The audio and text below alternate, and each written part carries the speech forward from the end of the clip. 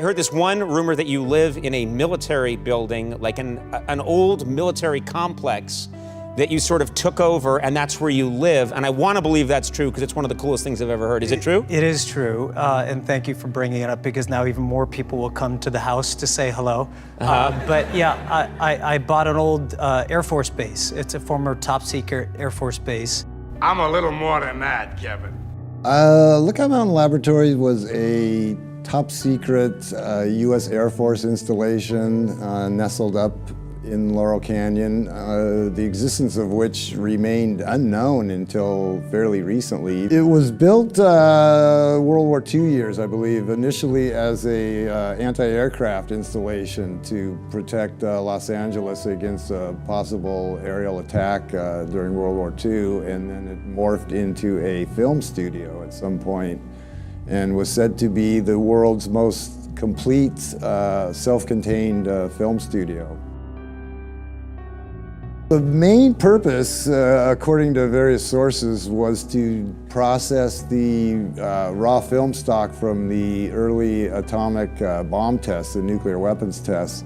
But that doesn't really make a whole lot of sense because, like I say, this was a fully operational film studio that capable of doing everything in-house. They had, every animation department, editing facilities, film vaults, sound stages, everything to make a film from soup to nuts. And, to process raw film stock, all you really need is a darkroom. Could have been anywhere, there was no need to fly that film all the way, to this remote outpost in Laurel Canyon that was a fully functioning film studio. So obviously there was a lot more going on there than what has been acknowledged. The Byrds, Buffalo Springfield, The Doors, Love, the Mamas and the Papas.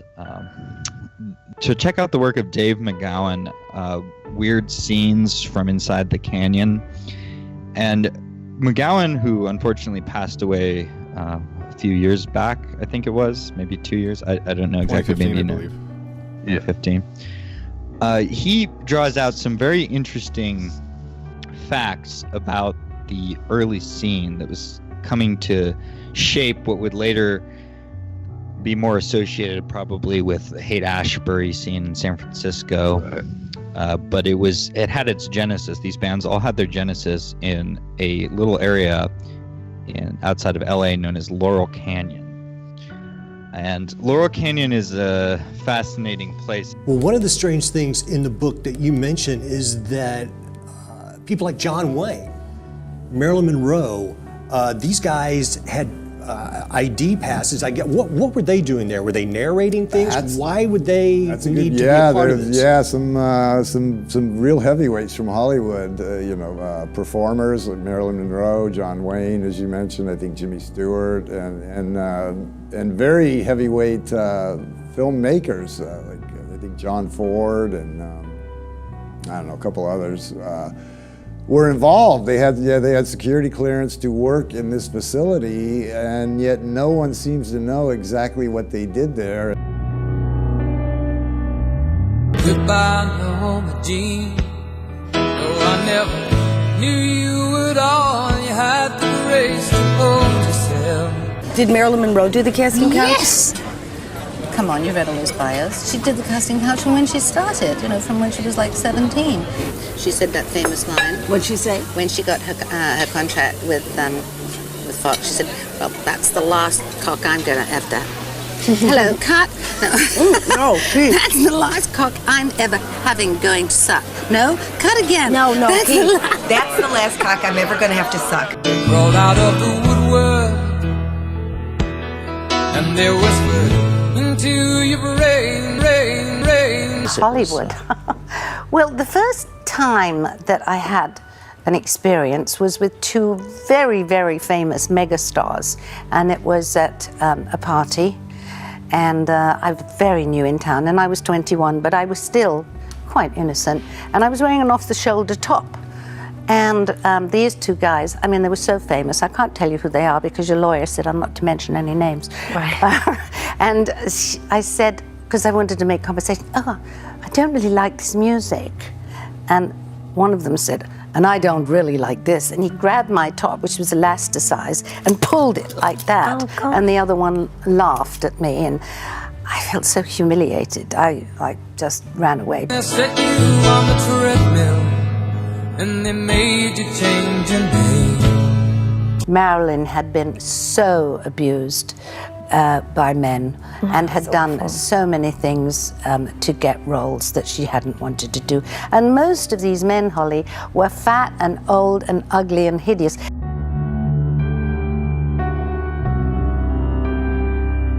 So let me ask you this. What is happening in Hollywood?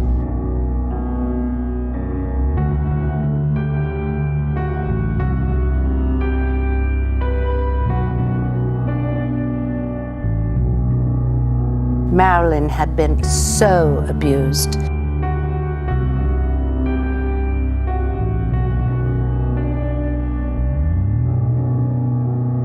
It has been said by insiders that Marilyn was one of the first programmed presidential models, created under mind control for sex with presidents and use in Hollywood connections.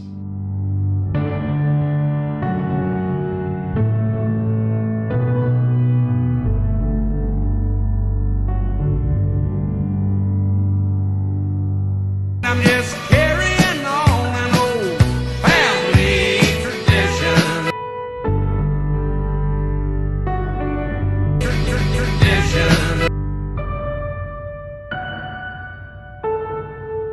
Marilyn Monroe was a monarch sex slave. It is public knowledge that she was sexually abused as an orphan. But it has been skillfully kept from the public that she was a presidential model monarch slave. President Kennedy found her more entertaining than Jackie. Family tradition.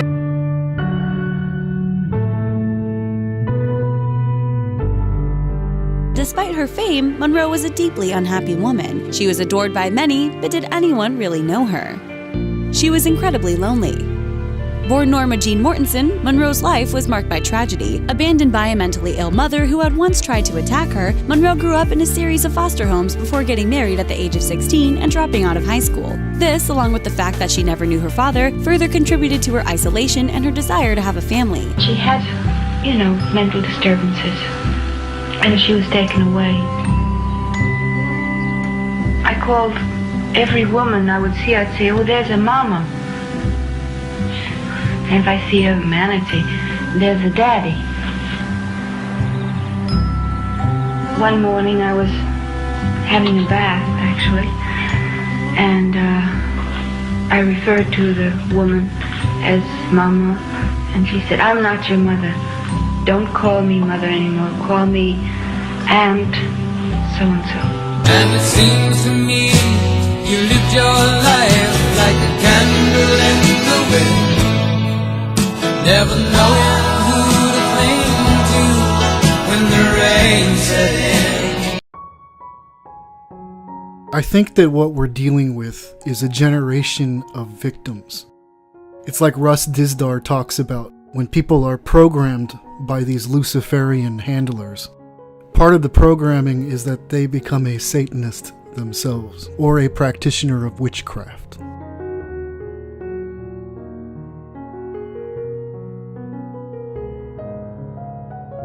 Jay, do you have anything you want to say about the prior history of Laurel Canyon before the 1960s? Well, there are older precedents that Dave does mention. For example, Houdini. Mm-hmm. Houdini was a Laurel Canyon resident. Apparently, he was also a Mason and to some degree worked as an intelligence asset. I want to say, if I recall, was it Scotland Yard? I think that is who McGowan says. You know, there was also reportedly strange deaths, I think, that occurred in the vicinity of wherever Houdini lived in the canyon. As I was telling you guys before we started, I went a couple of years ago, 2 summers ago at this very time. I was in California and we were checking out Lookout Mountain Studios and Wonderland Avenue and Mahan Drive and Rand Corporation and all that stuff. And you do get a weird vibe. You know, you also have the Vacaville prison facility in the same vicinity. and that was, at least there's some indication that this was connected to mind control experimentation, the Air Force basically having its own private secret studio, and of course you have Walt Disney, Cary Grant, Jimmy Stewart, and Marilyn Monroe all having basically DoD clearance access to come to Laurel Canyon Studios. It's a very important thing. It's not something irrelevant to American culture. We don't even know all the stuff that was filmed there and what its purposes were. So there's a lot some of of that surrounding it. There was allegedly over 19,000 films made in this government facility, and this was beginning in the 1940s. Right. So what ended up happening with respect to the music scene, and the music, people looking at this in the current year may think that the mass migration of various aspiring musicians across the country to this little canyon outside of Los Angeles was because it was a big place to be. But the thing that's interesting is that it was not actually at the time. Right. This was created from scratch because the centers of music in America were places like Memphis and New York. CIA created my popular culture, and they're so in love with black arts and Crowley. Illuminati wants my mind, soul, and my body. They can't have it, they can't have it, no. I belong to Jesus Christ, and I was commissioned to preach his gospel and expose the wicked ones whose dirt weighs more than a ton. The battle's already won. Jesus is my savior, and until all you watching this now know him, you're fast asleep, kid. Fast asleep, fast asleep, fast asleep, fast asleep. Secret society always trying to keep their eye on me, but I'm gonna stay safe under the wing of the Most High. Most High, Most High, Most High.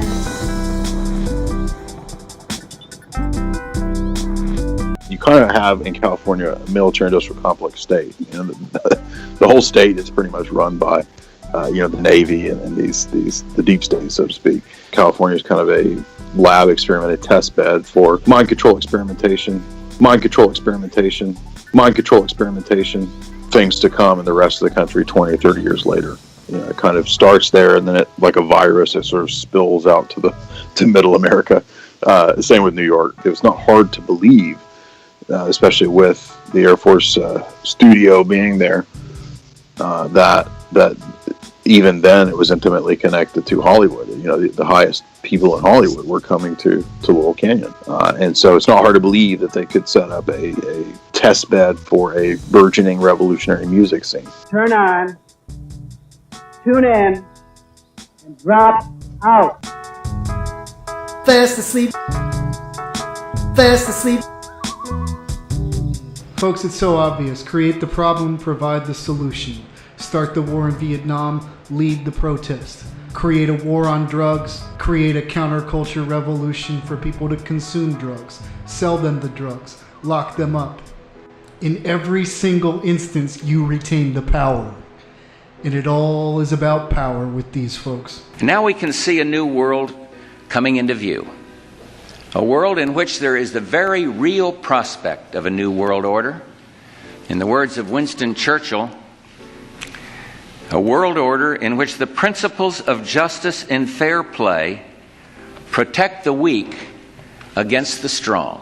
Protect the weak against the strong. Out of chaos. Former US President George H.W. Bush has been accused of sexual misconduct again. A woman says he groped her as she took a photo with him some 14 years ago. Order out of chaos, but the magic date. I mean, that comes from Terence McKenna, who was one of the LSD. He of course was promoting these heroic doses of these psychedelic drugs, enough literally to produce psychosis.